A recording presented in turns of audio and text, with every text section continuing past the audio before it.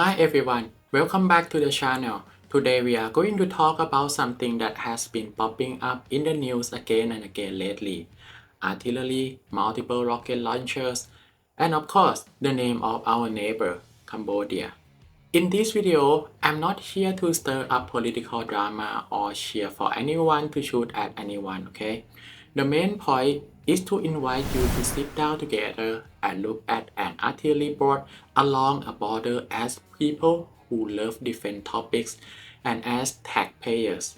If Thailand in the future had the lightweight M777 howitzer in our hand, and we had to bring it onto the same board as Cambodia artillery and rocket system, what would that picture actually look like? Right from the start, I have to make one thing very clear. At the time of recording this video, the Royal Thai Army doesn't actually have the M777 in service yet. It's still in the process of procurement and proposals from foreign companies. So in this video, we'll talk in a what-if style. Let's assume that the M777 has entered Thailand artillery structure already, and we will look at the big picture together. Another important point is that the performance figures and price range I'm going to mention mostly come from open sources abroad, different websites, public database of weapon price, and similar places. So the numbers are all approximate. They are not official prices for Thailand or Cambodia. Please take them as rough budget scale indicator to help you visualize the picture, nothing more. Okay, to keep things light, let's start with a simple question. In an age of drones, missiles, and cyber warfare that we talk about every day, why has artillery, which look like an old-fashioned weapon, still not disappeared? And why has it actually become a kind of main character on modern battlefields in many conflicts? If we look back at various wars over the last 10 plus years, whether in the Middle East, Ukraine, or even clashes along borders in our own regions, one thing keeps showing up. Whenever there is heavy fighting, the names that appear again and again are artillery and multiple rocket launcher, not stealth fighters worth hundreds of billions of baht. Artillery has a special charm. If we build the system properly, use radars, use drones, and use a fire control system effectively, we can send heavy steel dozens of kilograms each shell to hit targets from over 10 kilometers away out of several tens of kilometers continuously. And the cost per shot is far lower than using missiles. That's why artillery is still the baseline punch of many armies around the world. Once we set that stage in our minds, let's shift to look at the star on the Thai side. Why has the name M777 been mentioned so often in recent years? And why do many people think that if Thailand really get it, it will significantly change our artillery games? If we put it in the simplest terms, the M777 is a 155mm town howitzer that is unusually slim and light compared with its peers. A classic 155mm howitzer like the M198 weighs somewhere from 7 tons upward. The M777 cut that down about 4.2 tons by using a titanium structure and completely new design. That almost 50% weight reduction turned it onto a 155mm gun that can be lifted by medium to heavy helicopters. It's easier to tow, easier to move across difficult terrain, and quicker to get in and out of position. Roughly speaking, if the crew is well trained, it can get into firing position in minutes instead of tens of minutes like older guns. In terms of firing performance, its range with standard ammunition is around 24 to 25 kilometers. If you use bait bleed or rocket assist projectiles, it pushes out to around 30 kilometers. And if you go up to smart round like Excalibur, the maximum range can reach around 40 kilometers, at the cost of much more expensive shells. The interesting thing is that the M777 was designed from the beginning to work hand in hand with modern fire control system and modern sensor, drone fitting in target coordinated, counting battery radars, and GPS guided shells. In simple terms, it was built for an era where information can move almost as fast as the shells themselves. So, what does all of this have to do with Thailand? The Royal Thai Army has actually expressed a requirement for a lightweight 155mm howitzer for quite some time. The idea is to reinforce field artillery units in rapid deployment forces and units that operate in mountainous or difficult terrain where we don't want to drag heavy legacy guns in if we can avoid it. Over the past few years, we have seen news about the Army issuing requirement documents and companies like Bay System offering the M777 as one of the options to answer this need, as a replacement for all the artillery that had been serviced for decades. As for unit price, if we look at overseas deals, it can vary widely depending on the version and package. But to make the discussion simple in this video, I will zoom a mid-range figures. If we include some associated system, the price per gun might be in the ballpark of 2.5 to 3 million US dollar per system. If we convert that using an exchange rate of about 32 baht per dollar, the rough number is around 80 to 100 million baht per gun. That's not including special munitions, spare, training, and other support systems.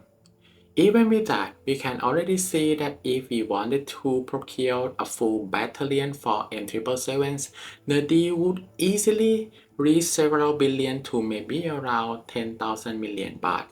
So, from a taxpayer perspective, an artillery system like the M777 is not a small toy at all. It's a strategic level decision about what kind of punch we want to give the Royal Thai Army for the next 10 to 20 years. Alright, now that the Thai side is clearer, let's move our eye to the Cambodian side and see what they have on their board. If we look only at classic tube artillery, Cambodia operates several Taos gun families that are well known in the global market. One example is the 122mm 330 howitzer developed in the Soviet Union and exported to dozens of countries. It weighs about 3.2 to 3.4 tons. Its range with standard shell is around 15 kilometers, and with extended range or base bleed shells, it can go out to about 21 kilometers.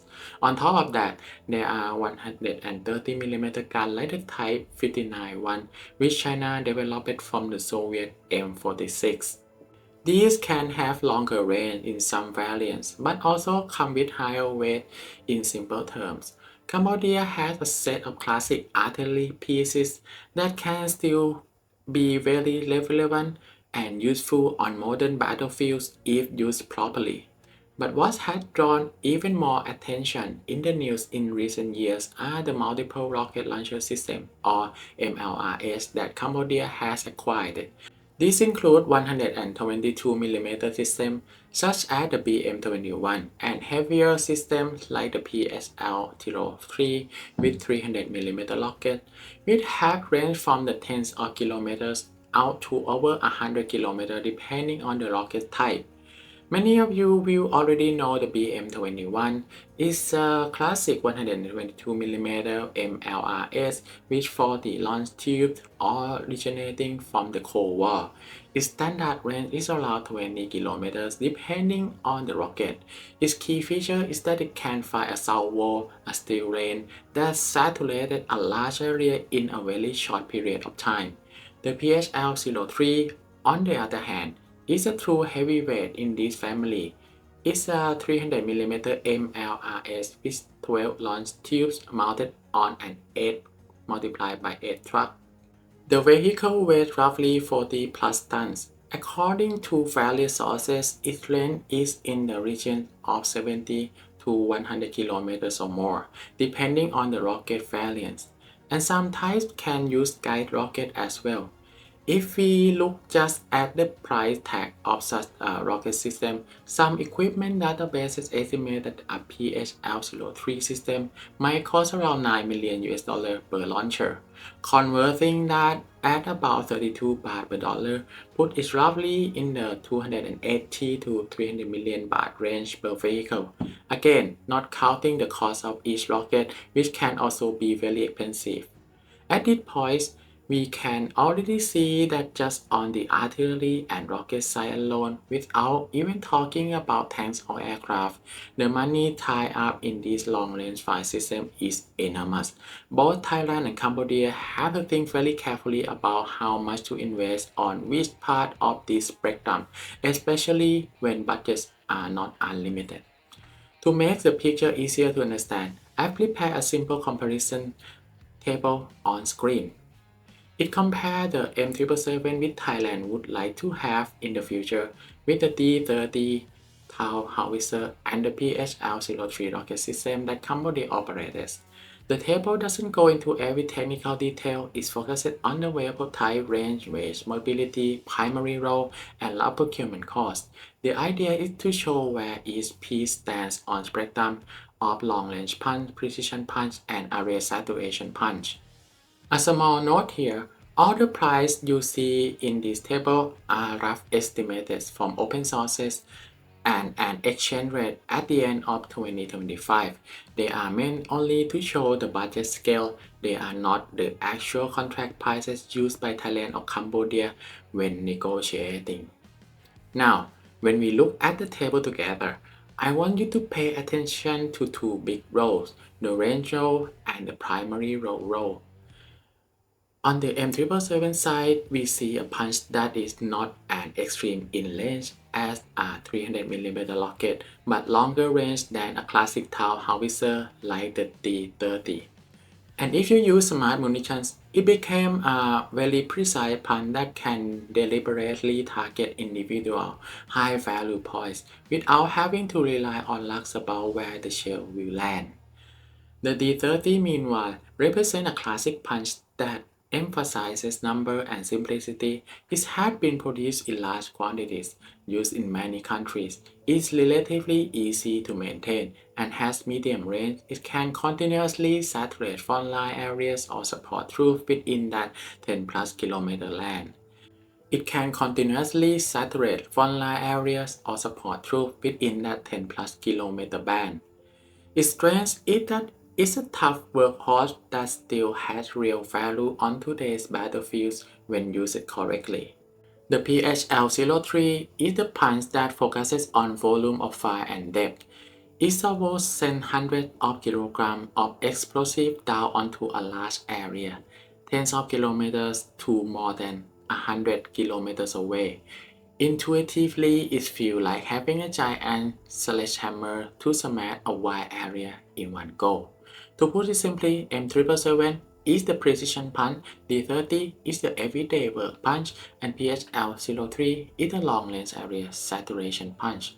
Each does a different job and answer a different operation question. The fun question I want to throw to you is this.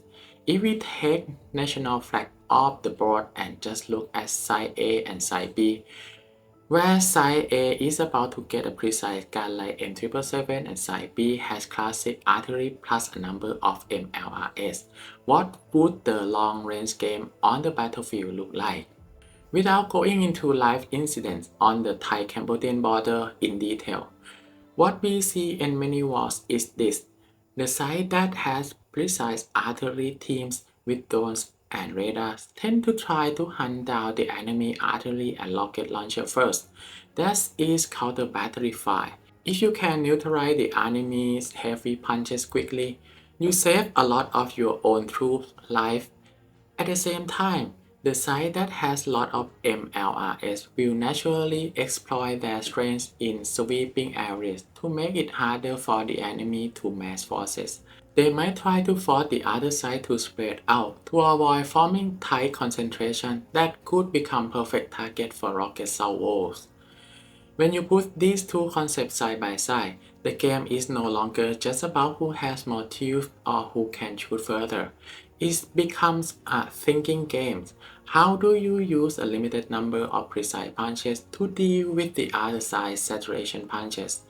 And in reverse, if you are the one with the MLRS, when do you choose to strike before your cells are detected and hit back? Looking again from Thailand future perspective, if we do have the M777, one automatic follow-on is that we also need to invest in the system around the guns. That means counter battery radar, reconnaissance drones, data links, and training for our crews to use all that information in time. Because if we have good guns but don't know how to coordinate, and don't know where the enemy is hiding their system, even the base gun is just heavy metal sitting there. On the other hand, if we have the guns, the eyes, and the brains all connected properly, having the M777 would make our self-defense under international law posture much more credible. On the Cambodian side, having artillery and long-range rocket doesn't mean they automatically have the advantage in every situation either. These systems consume huge budgets for the launchers, for the rockets, and for the logistic chain. They need supply route and relatively open firing position. If the positions are detected, they can themselves become big target for counter battery fire. In other words, no punch is free. Every punch has both strengths and weaknesses. It all depends on how people plan to use them and which parts each country is willing to invest in more. For me, as someone who follows the news and runs a different storytelling channels, what I really like viewers to see from these boards is not just whose gear is cooler, but the fact that every time we talk about weapon procurements, there is tax money from all us sitting silently behind these numbers, choosing to invest more in the M777 or to prioritize more long-range MLRS or to allocate more of the budget to drones and radar systems. None of these questions has one single correct answer, but they are all questions that should be discussed more openly in the public space with better information than we have had in the past. So, at the end of the video, I'd like to invite you to play a simple thought experiment with me. Imagine that you are the one deciding the Royal Thai Army 15 years from now. Which of these would you choose to prioritize first? 1. Lightweight 155mm howitzers like the M777 with a variety of smart rounds. 2. Additional long-range MLS system. 3. The eyes and ears, drones, radars, and fire control networks to tighten up the system before anything else. There's no right or wrong answer here. I genuinely want to hear what you think. Share your view in the comments below, and as always, I will be going through them. If you enjoy this kind of analysis where we don't just look at which system is more powerful, but try to see the tactical picture and the budget picture together, please hit like, share this video with friends who love military topics, and subscribe to the channel so you don't miss the upcoming episodes in this 365-day identity building project. That's all from me from today. Thanks for watching. See you in the next video.